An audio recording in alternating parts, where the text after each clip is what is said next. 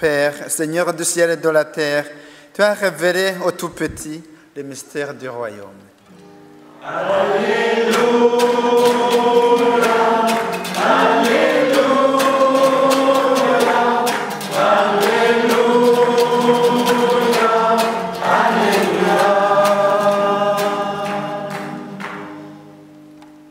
Le Seigneur soit avec vous. Et avec votre esprit. Évangile de Jésus-Christ selon saint Luc.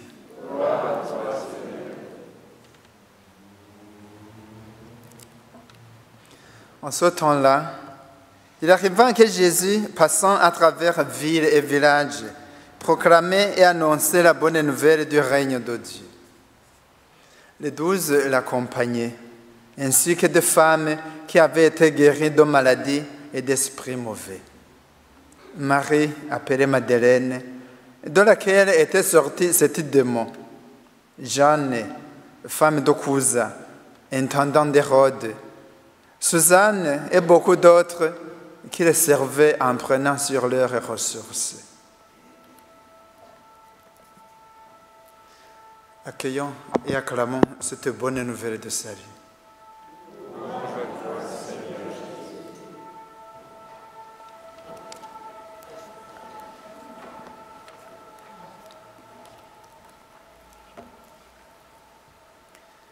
À travers ces deux lectures, nous méditons sur deux choses qu'il faut éviter.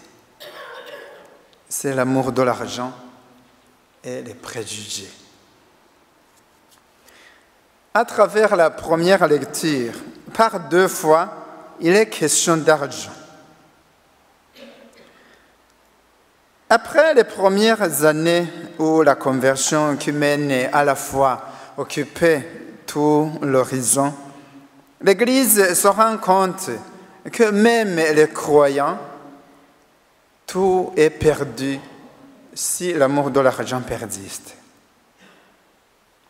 Et c'est là le drame dans certaines communautés chrétiennes où des noyaux chrétiens solides sont entrés sans prendre garde dans la course à l'argent. On tient toujours à la foi, mais cette foi ne motive guère que l'attachement à la pratique religieuse. L'argent devenu notre sécurité nous fait perdre la confiance en Dieu et nous coupe des autres.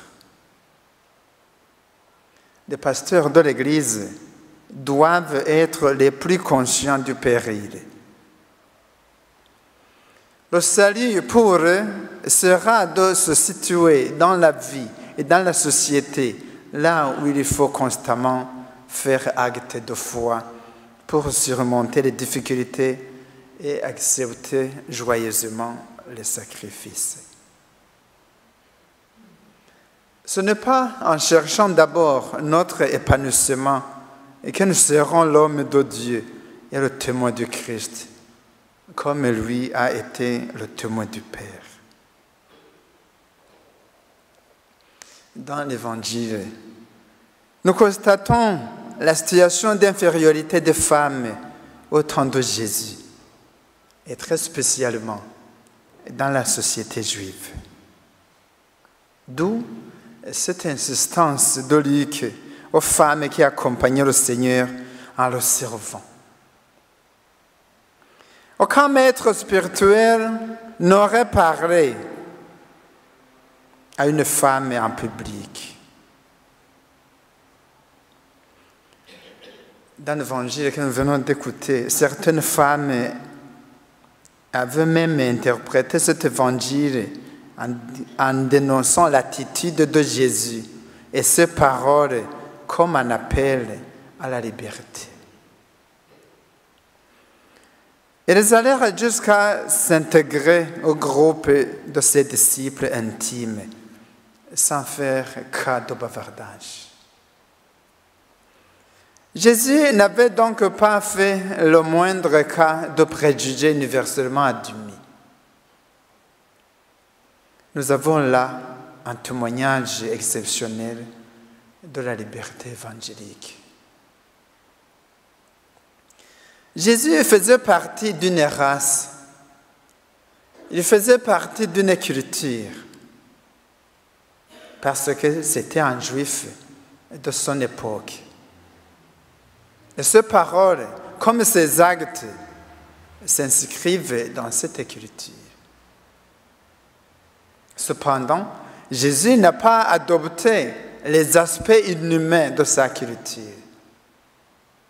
Il n'a pas accepté les préjugés des Juifs de son époque envers les femmes, envers les pécheurs, envers les païens. Il n'a pas accepté tout cela.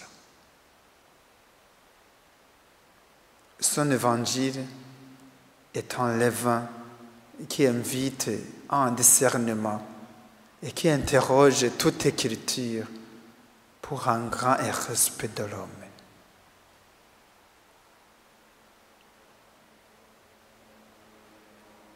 Qu'en est-il pour toi?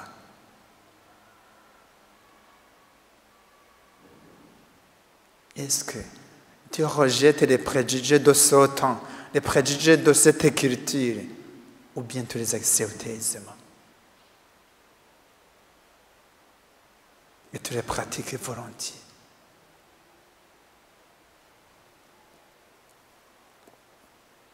Qu'en est-il de ta liberté évangélique?